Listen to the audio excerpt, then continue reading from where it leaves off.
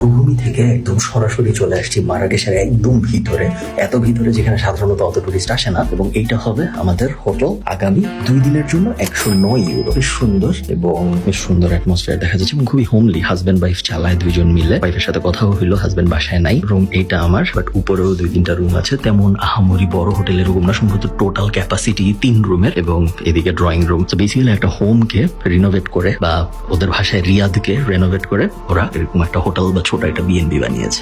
মাত্র আমি ছিলাম ওইখানে এবং এখন আমি চলে আসছি দোতলায় এবং এদিক দিয়ে নিচে নামবো। নিচতলায় হলো গিয়ে রুম। মরক্কোর 4টা বড় শহরের একটার নাম হলো মারাকেশ। এখন আর মারাকেশ রাজধানী নাই, এখন রাজধানীর নাম রাবাত, বাট একসময় মারাকেশই ছিল মরক্কোর রাজধানী। এই শহরের ইতিহাস বেশ পুরানো, আপনারা বুঝতেই পারতেছেন।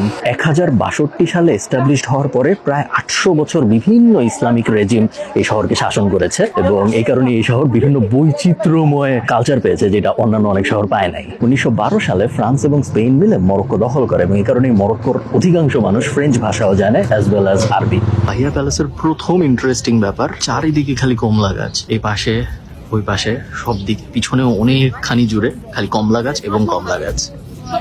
বাহিয়া কথাটার মানে হলো বিউটিফুল এবং বাহিয়া প্যালেস আসলেও বিউটিফুল, বাট সমস্যা হইলো যে পরিমাণ মানুষ আমি দেখছি বাহিয়া প্যালেসে, 70 দিরহাম, 7 ইউরোর আশপাশে লাগে বাহিয়া প্যালেসের ভিতরে ঢুকতে। এই এত মানুষের মধ্যে আপনি এখানে এসে এটা এনজয় করতে পারবেন এই সম্ভাবনা খুবই ক্ষীণ।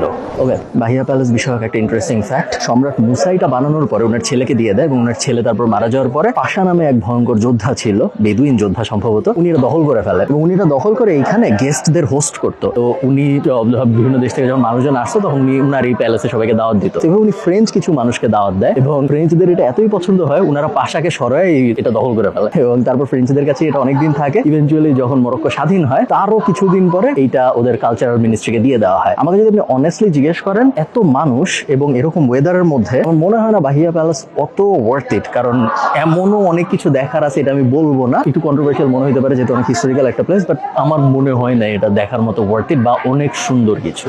আমি অবশ্যই জানি না যে আজকেই অনেক ভিড় নাকি সবসময় এরকম থাকে, বাট এরকম যদি হয় তাহলে ডেফিনেটলি ওয়ার্থ ইট না ভিজিট করা।